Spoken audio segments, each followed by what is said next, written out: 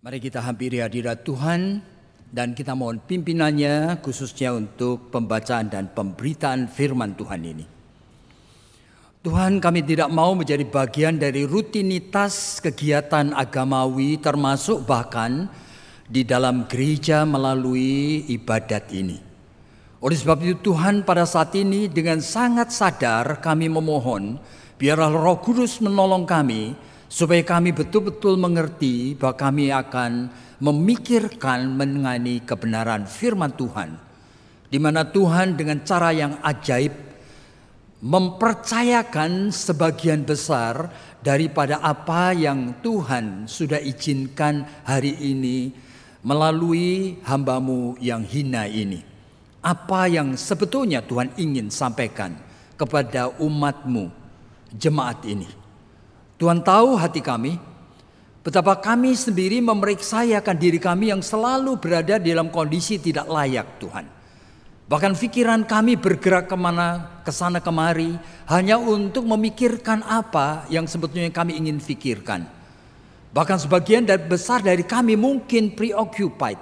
Pikiran kami dipenuhi dengan pikiran-pikiran untuk hal-hal yang kami masih ingin dapatkan, kebutuhan-kebutuhan yang masih belum terpenuhi. Tuhan tolong, jikalau waktu yang Engkau sediakan, kami seringkali responi dengan setengah hati, bahkan kadang-kadang dengan begitu kecilnya ruangan yang ada dalam hati kami untuk kami sediakan bagi-Mu. Tuhan tolong kami, layakkanlah kami, sehingga kami boleh secara khusus pada saat ini, untuk beberapa puluh menit ke depan ini, kami memikirkan apa yang Engkau ingin singkapkan kepada kami. Dengarkan seru sembahyang kami Tuhan, oleh karena hanya di dalam nama Putra-Mu yang tunggal Tuhan Yesus Kristus, yang secara ajaib adalah firman yang hidup itu sendiri. Di dalam namanya yang kudus itu kami sudah berdoa. Amin. Jadi saudara, hari ini kita akan memikirkan tema yang memang tidak biasa, yaitu tema itu adalah dalam bahasa Inggris ini ya, it is okay if you are not okay. Jadi ini tema saya rasa lahir daripada satu pergumulan pikiran bahwa seolah-olah kita ini sadar mengenai realita bahwa kehidupan kita ini sebetulnya ada di dalam kondisi yang kadang-kadang tidak oke, bahkan kondisi iman yang sangat tidak oke, bahkan di dalam kondisi kelemahan yang sangat tidak oke. Tetapi aneh sekali, Tuhan masih memberikan waktu kesempatan dengan Dia menyapa kita dan mengatakan it is okay if you are not okay. Jadi mungkin di dalam pikiran yang seperti itulah ya tema ini itu muncul, saudara. Jadi ini merupakan suatu bagian di dalam aspek hidup yang sulit sekali. Oleh karena kita ini kalau dalam bahasa Inggris itu selalu berada sebagai orang-orang Kristen, orang percaya, itu di dalam kondisi already but not yet. Dan kita ini adalah orang Kristen yang sudah percaya kita diselamatkan, tetapi pada saat yang sama kita seringkali memakai perasaan dan pikiran kita dan menjumpai bahwa kita ini ternyata masih belepotan dengan macam-macam dosa yang membuat kita itu tahu bahwa sebetulnya kita tidak berlayak sama sekali untuk menyebut diri kita adalah orang yang sudah diselamatkan. Jadi kondisi di dalam proses yang tidak pernah ada hentinya ini. It is okay if you are not okay. Tetapi saudara, saya diberikan satu ayat yang juga aneh saudara. Oleh karena ayat ini ada di dalam salah satu surat kiriman Rasul Paulus kepada jemaat di Korintus. Di dalam 2 Korintus pasalnya yang ke-8, ini secara khusus sebetulnya mengenai pelayanan kasih. Ya, di mana disebutkan ada jemaat yang begitu baik, yaitu jemaat Makedonia, yaitu Filipi kemungkinan, juga Tesalonika dan Berea itu ada di daerah Makedonia, yaitu daerah yang pertama-tama dari Eropa yang disinggahi oleh Injil. Jadi ternyata jemaat-jemaat tersebut sangat responsif sekali ya, mendengar ada kemiskinan dan kesulitan selama waktu yang cukup panjang ya dialami oleh jemaat Yahudi yang ada di Yerusalem. Mereka itu melarat sekali. Lalu mereka itu ingin contribute something. Nah, mengirimkan sampai Paulus itu mencegah-cegah begitu ya. Sudah cukuplah. Oleh karena Paulus tahu bahwa sebetulnya jemaat Makedonia ini juga miskin. Begitu loh. Dalam miskin plus teraniaya, mereka itu ingin memberikan hal bantuan yang signifikan kepada jemaat di Yerusalem. Nah, ini lalu Paulus memakai itu di dalam suratnya kepada jemaat Korintus, saudara. Jadi menarik ya. Nah, kepada Korintus dia mengatakan kalimat seperti ini ya. Sekarang sama seperti kamu itu kaya, ayatnya yang ke-7. Dalam segala hal sesuatu, bahkan di dalam iman, di dalam perkataan, di dalam pengetahuan, dan kesungguhan untuk membantu. Kamu kaya untuk itu. Di dalam segala kasihmu terhadap kami. Demikianlah juga hendaknya kamu kaya di dalam pelayanan kasih ini. Aku mengatakan hal ini bukan sebagai perintah, melainkan dengan menunjukkan usaha orang-orang lain untuk membantu. Aku mau menguji keikhlasan kasih kamu. Karena kamu telah mengenal kasih karunia Tuhan kita Yesus Kristus, bahwa Ia yang oleh karena kamu telah menjadi miskin, sekalipun Ia kaya, supaya kamu menjadi kaya oleh karena kemiskinannya. Jadi kondisi Kristus yang sampai kepada titik sangat miskin menyadarkan kamu seharusnya apa yang kamu punya is more than enough. Nah, itu yang sebenarnya Paulus mau katakan. Dan inilah pendapatku tentang hal itu. Yang mungkin berfaedah bagimu. Memang sudah sejak tahun yang lalu kamu mulai melaksanakannya dan mengambil keputusan untuk menyelesaikannya juga. Maka sekarang selesaikan jugalah pelaksanaannya itu. Hendaklah pelaksanaannya sepadan dengan kerelaanmu. Waduh, ini surat itu very personal ya. Jadi Paulus kalau ngomong kepada jemaat-jemaat tertentu, itu kadang-kadang saya pikir ya, apa enggak tersinggung ya orang-orang ini ya. Very personal sekali dia ngomongnya itu. Seolah-olah dia kenal banget dan merasa berhak untuk ngomong seperti itu. Tapi mari kita pikirkan ya, ini topik yang menarik. It is okay if you are not okay. Jadi saudara, sebetulnya perkataan seperti ini lebih cocok kalau diucapkan sebagai konselor seperti saya yang lagi menghadapi klien gitu ya.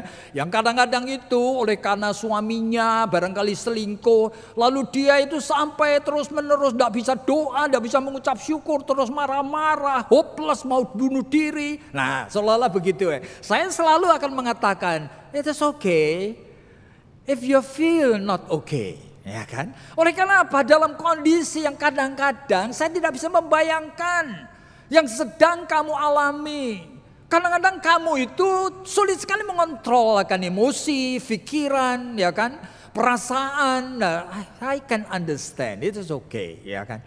Kadang-kadang saya berkunjung akan orang yang sakit, mungkin sakit terminal illness misalnya aja, cancer stadium yang keempat. Waduh, saya kadang-kadang menjumpai adegan yang aneh-aneh oleh karena apa? Orang percaya, orang Kristen yang baik pun sampai marah sekali kepada Tuhan gitu ya.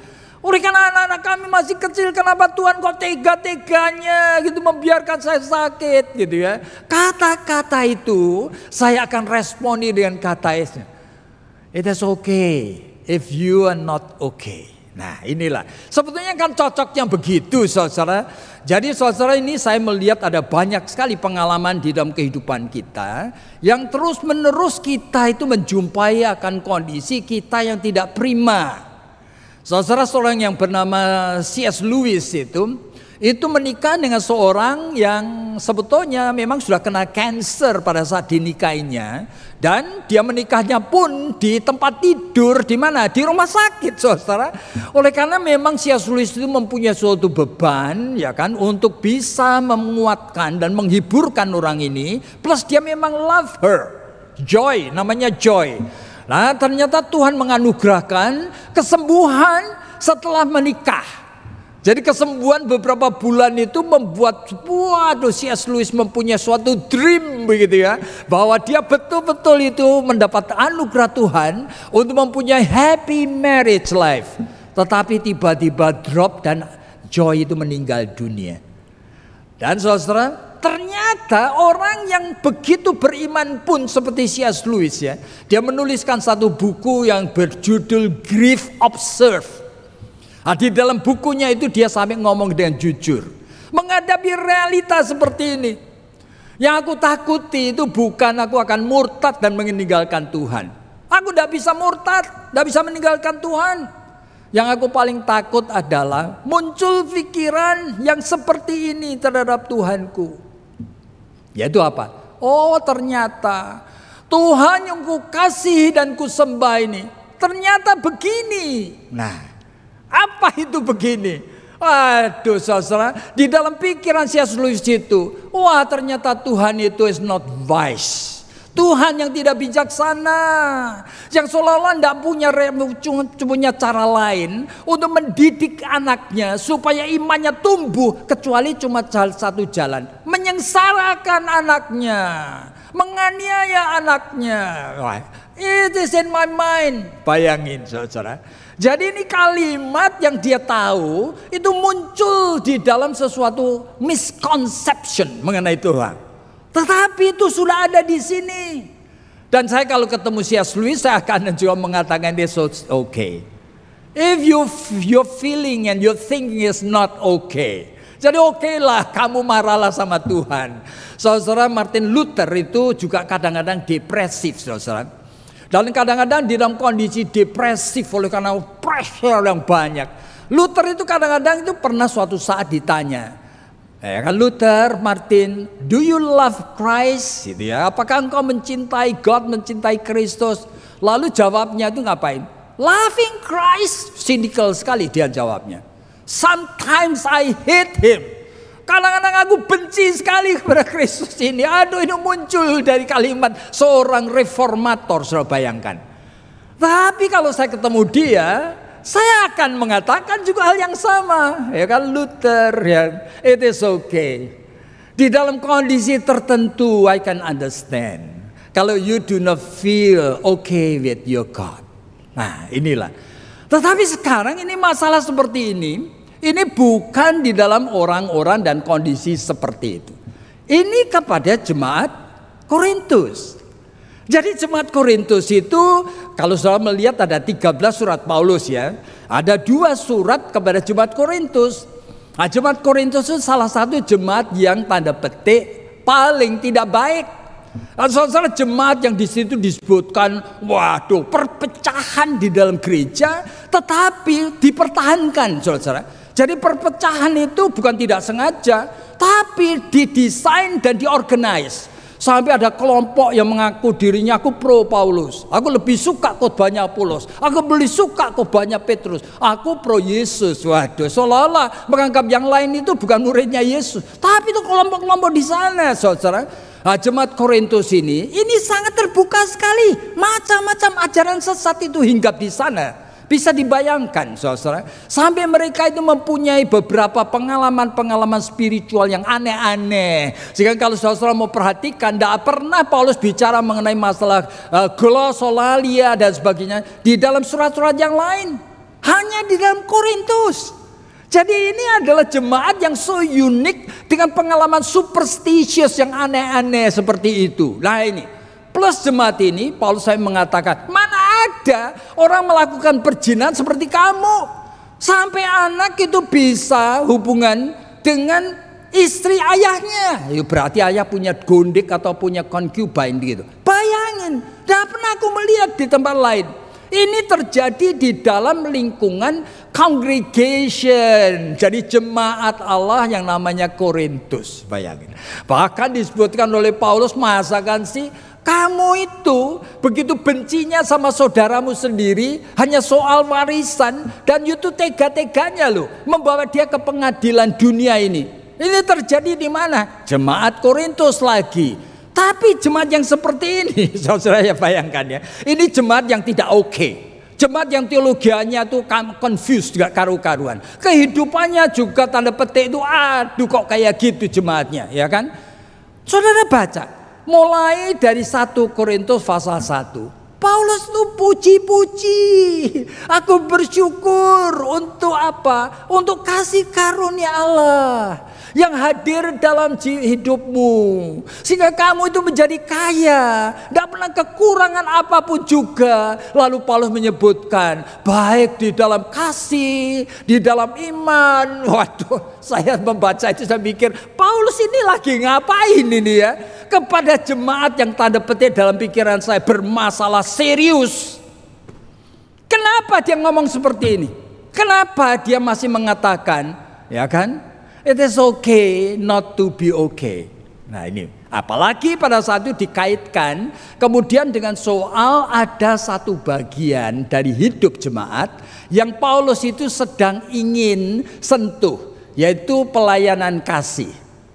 Nah, sehingga Paulus tuh ngomong, jemaat Korintus, lu tahu ndak bahwa itu lu jemaat kecil yang ada di Filipi, di Berea itu kirimkan persembahan itu sampai seperti itu di tengah kemiskinannya, di tengah penganiayaannya. Nah, mereka itu ingin memberikan. Gimana kamu? Selalu begitu ya. Kamu yang kaya dalam segala sesuatu ini. Plus Paulus mengatakan, kamu itu lupa, kamu sudah janji itu sejak tahun yang lalu. Ada ini. Bayangin, jadi ini suatu apa? Suatu janji iman gitu loh. Janji iman sampai setahun yang lalu sekarang belum dipenuhi. Nah, Paulus lalu mengatakan lagi, tapi aku tidak memaksa loh. Aku ini bukan perintah loh. Ini Paulus itu masih sungkan, saudara. Ini yang ada di sini. Dan sekarang kita bicara mengenai soal topik it is okay not to be okay. Jadi mari kita pikirkan ya. Saya ingin kita membagi dalam 3 bagian. Yang pertama dulu, saya akan ungkapkan lagi. It is okay if you are not okay, but. Nah, saya tambahi but. Jadi it's okay, kamu tidak okay, tetapi. Loh, apa tetapi? Dengan kata lain saya sebetulnya ingin tanya, okay, but. Apa kamu tahu yang terjadi di dalam hidupmu? Nah, ini persoalannya. Jadi oke, tapi apakah kamu tahu yang terjadi dalam hidupmu? Loh, kenapa begitu? Ya ini tak realitanya. Saya mempelajari kehidupan pada umumnya. Saya mencoba untuk mengkaitkan dengan jemaat Korintus. Saya mengerti sedikit. Mungkin tidak sempurna.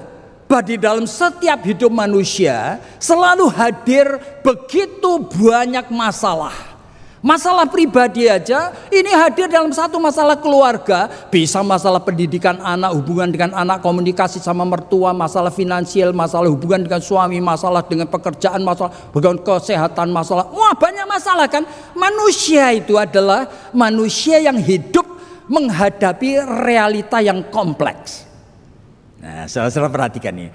Di dalam realita yang kompleks ini kita mesti waspada dengan sungguh. Kadang-kadang kita tidak aware, ya kan, bahwa Tuhan itu sebetulnya itu menginginkan something. Nah, ini menjadi masalah sekarang. Oleh karena hidup ini bergerak.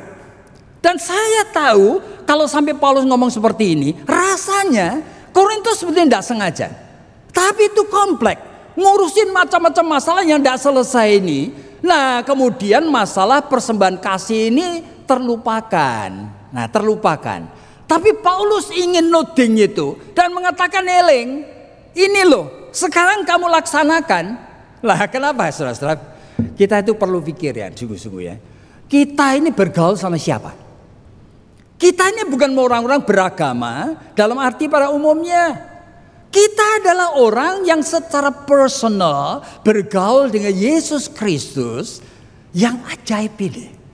Jadi Allah yang personal ini different daripada semua di dalam konsep agama di dunia. Yang membedakan kita dengan agama lain, oleh karena kita menyembah Allah yang pribadi. Person. Jadi bukan ritus-ritus, aturan-aturan. Ya, bukan agama di dalam konsep manusia. Kita bergaul dengan Allah yang personal ini. Dan Allah yang personal ini dealingnya personal. Lah, saudara perhatikan ya. Saya akan kutip beberapa hal.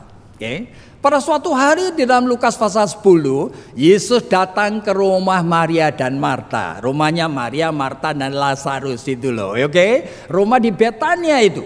Lalu sudah tahu ceritanya dalam Lukas 10 itu. Ketika Yesus dan rombongannya masuk ke sana, wah, Marta itu yang kenal banget sama Yesus langsung menyibukkan diri siapin makanan untuk 12 orang ini, ya kan? Luar biasa. Wah, sibuk sekali. Dan dia jengkel melihat Maria yang duduk bersimpuh di kaki Yesus, diam aja. Sampai dia terpaksa, barangkali tangannya masih berlepotan akan dapur gitu. Dia menegur Yesus, mengatakan, Tuhan, kenapa dibiarkan? Saudaraku ini tidak bantu aku. Nah, ini personal dan baik. Tapi jawaban Yesus apa? Marta, Marta, kamu itu melelahkan diri dengan banyak hal yang kurang perlu. Maria memilih yang terperlu. Loh, siapa tahu? Nah, ini persoalannya. Siapa tahu? Ini pertanyaan yang jarang dikhotbahkan. Oleh karena apa? Dari kemarin mungkin lebih dari 10 kali Tuhan Yesus mampir ke rumahnya. Dan Tuhan Yesus enjoy kalau dia serve food dengan minuman. That's what Martha know about Jesus. Tetapi dia lupa bahwa Yesus ini Allah yang any moment bisa berubah. Saat ini aku tidak menginginkan itu. Saat ini dalam perjalananku ke Yerusalem aku mau disesah dan disalibkan. Aku membutuhkan orang yang menyambut aku seperti Maria. Siapa yang tahu? Nah, ini persoalannya. Jadi ini bukan masalah mana lebih penting, tapi masalah momentum prima. Dan ternyata hanya orang yang peka rohani itu yang responsif, saudara. Sehingga kalau you tidak peka, you tidak ngerti ini. Oleh karena ini yang Paulus ingin katakan. Sekarang ini kamu persembahkanlah, ya kan, pelayanan kasihmu itu. Oleh karena apa? Ini adalah perintah Tuhan yang dititipkan kepadaku. Kenapa sampai berlarut-larut begitu lupa? Nah, ini persoalannya. Jadi you are okay if you are not okay. But saudara, di dalam Markus pasal yang ke-11, pada suatu hari Yesus kan pergi keluar dari Betania. Dan dari dia mengatakan kepada murid-muridnya, aku lapar. Aneh sekali Tuhan itu ngomong seperti itu ya. Kemudian ngapain? Dari jauh dia lihat ada pohon ara. Lalu dia ngomong kepada murid-muridnya, ayo kita ke sana, siapa tahu ada buah ara yang bisa dipungut dan dimakan gitu loh. Lalu semuanya berbondong-bondong ke sana. Kecelik. Ternyata tidak ada satu buah ara pun. Dan anehnya penulis Injil Markus itu mengatakan memang tidak ada buah ara oleh karena bukan musim buah ara. Pohon ara itu mirip seperti rambutan, mangga dan sebagainya yang hanya berbuah pada musimnya gitu loh. Tapi aneh tingkah laku Yesus ini. Kemudian dia marah, dia mulai mengutuki pohon ara ini yang mengatakan mulai hari ini jangan sampai ada buah lagi padamu. Besoknya ketika lewat daerah itu semuanya orang kaget, Tuhan, pohon yang bagus itu sudah layu. Saya marah sekali. Saya kaget, saya marah sekali pada Tuhan Yesus dalam hati. Tidak fair ini. Karena tidak musimnya buah ara kamu menuntut ara. Kan impossible. Tapi inilah dia. Our God, living God. Our Savior, our Lord. Yang setiap momen bisa menuntut something. Bahkan pada masa tidak musimnya berbuah.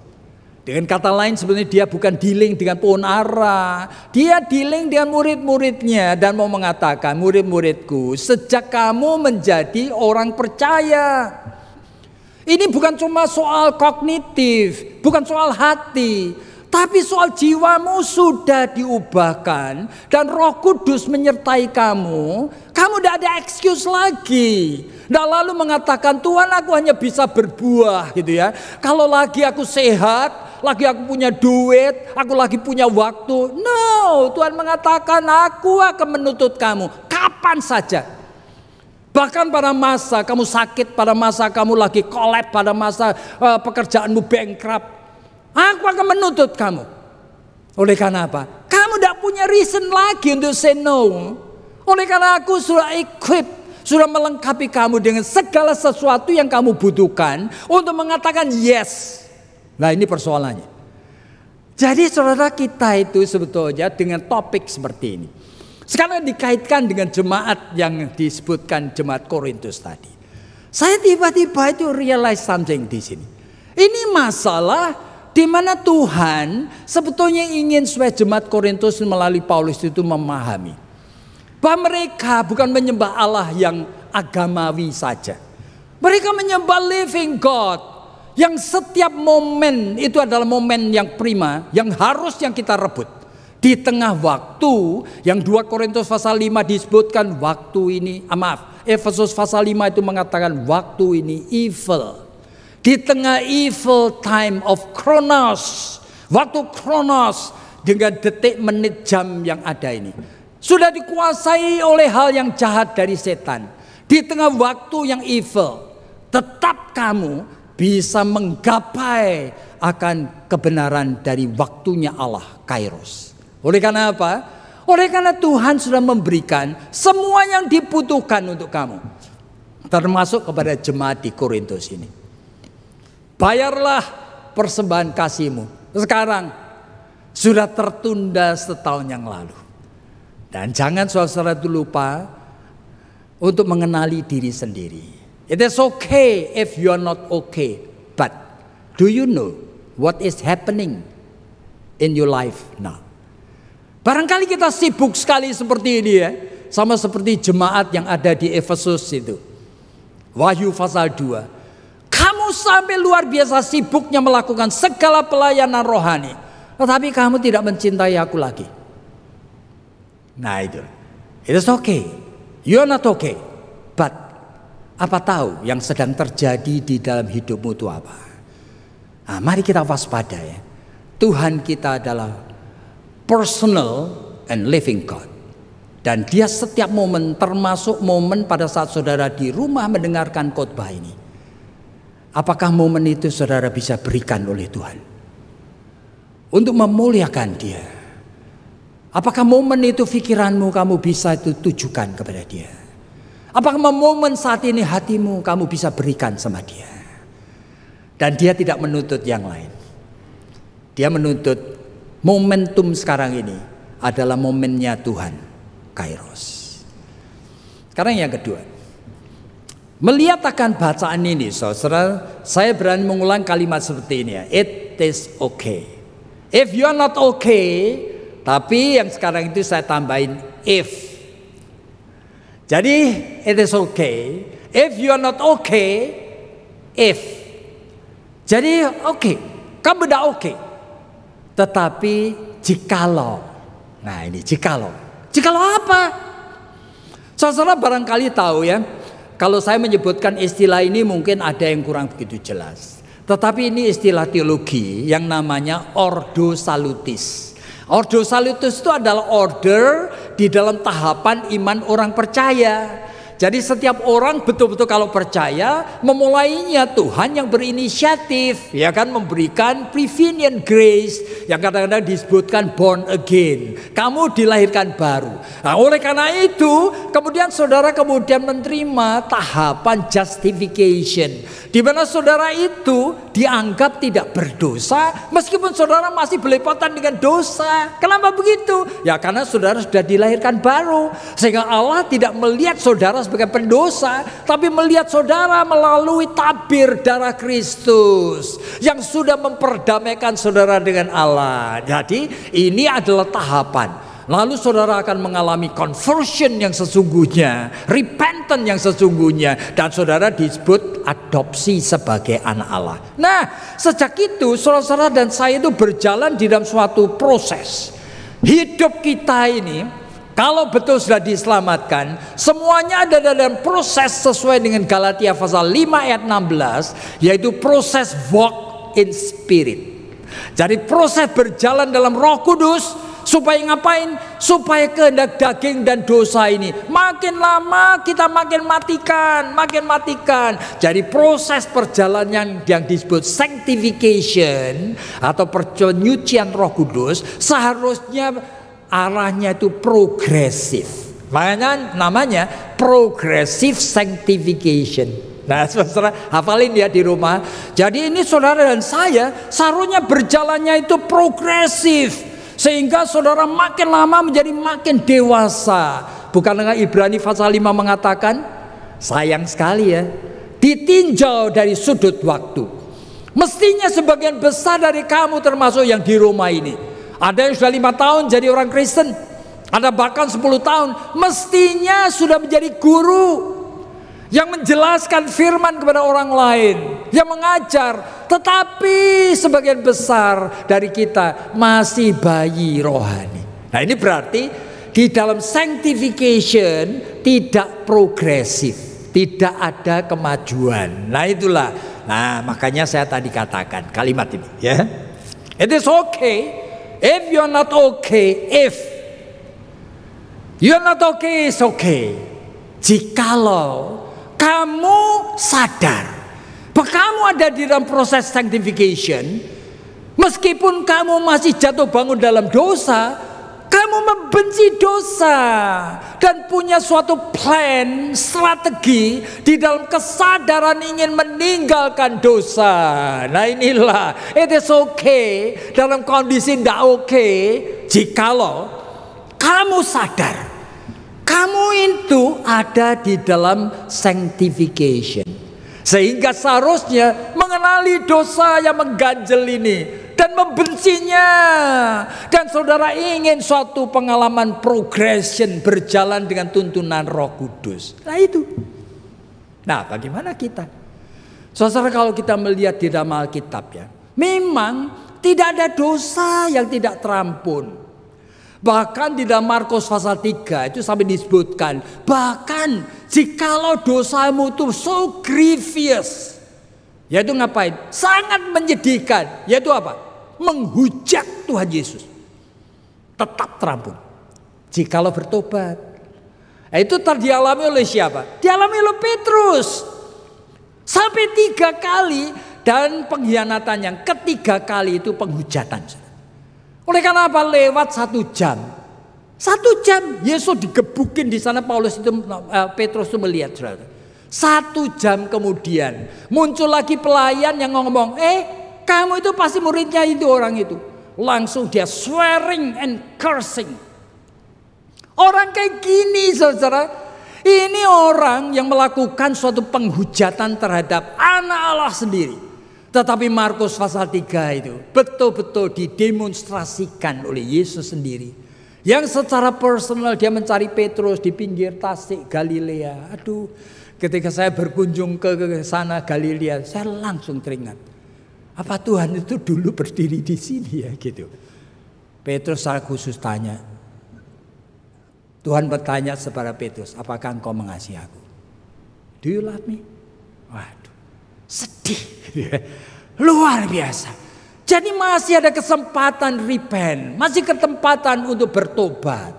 Jadi sebetulnya dosa manusia berapa saja, itu kasih karunia Tuhan itu mengejar kita, memberi kesempatan kepada perempuan yang berzina yang ketahuan itu. Yohanes pasal 8 masih mengatakan Yesus, aku juga tidak mengadili kamu. Sana pergi sana, tapi jangan berbuat dosa lagi.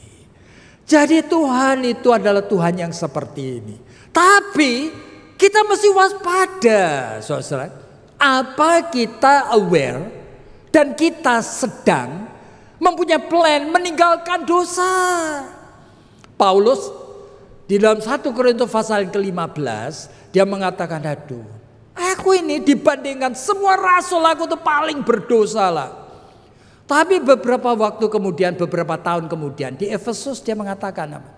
Dibandingkan semua orang Kristen, aku paling berdosa. Lalu sebelum dia meninggal dunia, yaitu di dalam suratnya kepada Timotius 1 Timotius 1, dibandingkan semua umat manusia, aku paling berdosa. Masa dia exaggerating? Dia makin ngerti dirinya. Makin tahu dirinya sangat tidak berlayak. Sehingga di dalam suratnya kepada Roma pasal 7 itu mengatakan, yang baik yang aku tahu, aku tidak lakukan. Aku manusia celaka. Justru yang jahat aku lakukan terus menerus. Bagaimana aku ini? Nah, jikalau saudara mengerti apa yang sedang terjadi, seharusnya saudara tidak mengulang lagi. Oleh karena hidup ini tidak boleh seperti ini. Yaitu hidup yang kita berputarannya dalam lingkaran itu saja. Dibandingkan dengan tahun yang lalu, saudara itu ada kemajuan atau saudara mandek atau mundur? Saudara itu apa betul-betul memuliakan Tuhan?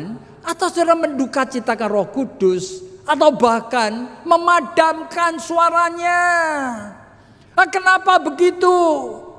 Kalimat it is okay if you are not okay. Saya tambahin if.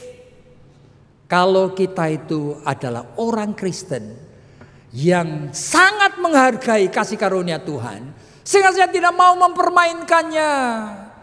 Meskipun hidup masih jatuh di dalam dosa, saya tidak mau mengulang. Dan bukan hanya dari mulut, seharusnya saya bikin strategi tertentu. Kalau enggak, lalu siapa sebetulnya kita ini dan untuk apa kita menjadi orang Kristen? Yang berputar-putar hanya di dalam lingkaran yang kecil saja. It is okay if you are not okay, if. Dan sekarang yang ketiga, yang terakhir. It is okay if you are not okay until. Nah, saya tambahin until, ya kan. Ya oke, kamu itu brengsek sekalipun. Sampai. Loh, apa itu kok sampai? Hati-hati ini. Oleh karena Tuhan tidak bisa dipermainkan terus-menerus. Until, sampai apa? Kita aware bahwa mencobai Tuhan itu sangat berisiko. Saudara, kita itu hidup ini sebetulnya merupakan kehidupan yang sangat rapuk sekali. Kalau kita mau memeriksa diri kita, masing-masing pribadi termasuk yang di rumah menyimpan mungkin lebih dari 10 macam dosa. Ada dosa kesombongan, dosa iri hati, dosa mendendam, dosa macam-macam gitu. Kira-kira 10. Sejak 10 tahun yang lalu, 20 tahun yang lalu sampai sekarang tidak pernah saudara-saudara selesaikan. Ini masalah sekarang. Kenapa kita seperti ini? Sampai proses di dalam jalan hidup kita, kalau kita melihat orang yang mencobai Tuhan, itu ada batasnya loh. Di dalam Korintus itu sampai disebutkan, maka tuh Paulus itu mendoakan dalam pasalnya yang kelima. Aku akan serahkan orang seperti itu kepada iblis. Waduh, saya kaget. Serahkan kepada iblis? Iya. Kenapa? Lebih baik iblis itu yang mulai memberikan kepada dia sakit penyakit, badannya jadi busuk atau stroke dia, baru kapok dia.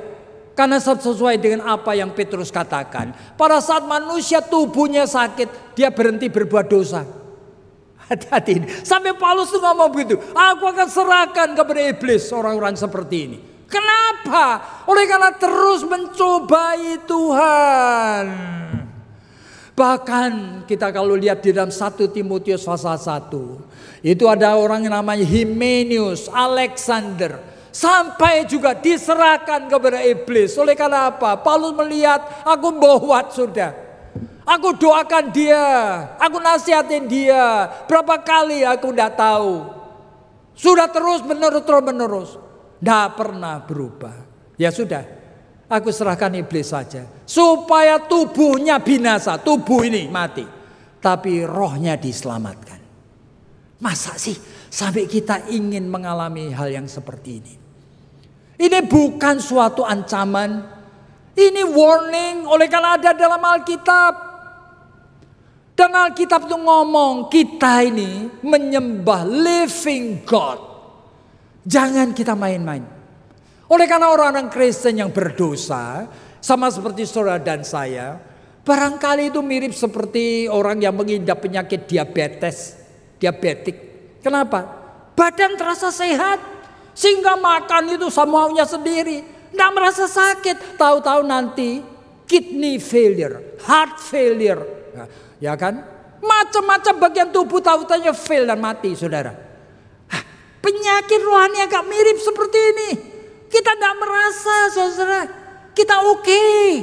Kita masih bisa main-main dengan menyimpan puluhan macam dosa itu dalam hidup kita. Sehingga kita itu hari ini berpikir it is okay. You are not okay. Oleh karena tidak ada dosa yang tidak terampun. Tapi saya katakan tambahin, until sampai kita itu betul-betul sadar. Tidak bisa saya terus seperti ini. Hidup ini tidak bisa hanya diulang di dalam sesuatu sistem hidup yang sama. Kita harus semua melakukan breakthrough. Kita harus bongkar sistem ini. Dengan apa? Masing-masing kita itu mempunyai pertanggungjawabannya sendiri. Tuhan, aku tidak tahu caranya gimana. Setiap kali ngomong sama istriku, aku selalu marah, selalu ngomongnya sinikal. Tuhan tolong. Supaya aku tahu strateginya gimana ya. Minta kepada Roh Kudus pertolongan. Jadi jangan cuma mengatakan, ya aku kayak gini, ya mau terima apa enggak terima terserah. Waduh, saudara dan saya kan anak Tuhan. Dan inti daripada iman Kristen adalah ngapain? Supaya kita punya pengalaman rohani, yaitu kemenangan atas dosa. That's all. Jadi menjadi Kristen itu jangan terlalu tinggi muluk-muluk. Seperti intinya cuma satu. Punya pengalaman kemenangan atas dosa. Mau mulai dari mana? Harap mulai hari ini. Kita semua di Roma itu mempunyai strategi sendiri. Yang di rumah bicarakan dengan istri dan suamimu nanti. Kalau anak-anak belum bisa diajak bicara sedalam ini, bicaralah kalian berdua. Gimana ya Pak? Gimana ya Ma? Supaya kita tidak mendukacitakan terus-menerus Roh Kudus. Dan hidup kita, hidup yang berkemenangan. Dan biarlah Tuhan dipermuliakan melalui ibadat ini. Dan biarlah firman ini terus-menerus berbicara di dalam pikiran dan di dalam hatimu. Dan minggu depan kita ketemu lagi barangkali di dalam ibadat. Tetapi dengan suatu pengalaman yang sudah baru. Kita menjadi orang Kristen yang bisa cerita. Betapa Tuhan menolong kita mulai mematikan dosa-dosa itu satu demi satu. Biar Tuhan memberkati setiap orang yang masih teachable. Dan mari kita tunduk kepala dan kita berdoa. Tuhan, kami tahu kami lemah. Dan kami kadang-kadang melihat kanan kiri kami sebagai tolok ukur. Sehingga seolah-olah kami sama saja dengan yang lain. Dan kami tidak takut untuk hidup di dalam dosa-dosa yang kami kadang-kadang anggap enteng. Padahal kami mendiat Tuhan. Bahkan di dalam surat Yakobus sudah diingatkan. Melanggar satu dosa adalah melanggar semuanya. Tuhan biar supaya kami mengerti. Arti dari apa menjadi orang Kristen adalah menjadi orang yang berkemenangan. Tuhan tolong kami oleh karena darah Kristus sudah memberi kepada kami kekuatan untuk mengalahkan dosa dan maut. Tolong kami semua Tuhan. Dengar seru sembahyang kami. Mulai karena hanya di dalam nama-Mu yang kudus dan mulia, Yesus Kristus Tuhan kami sudah berdoa. Amin.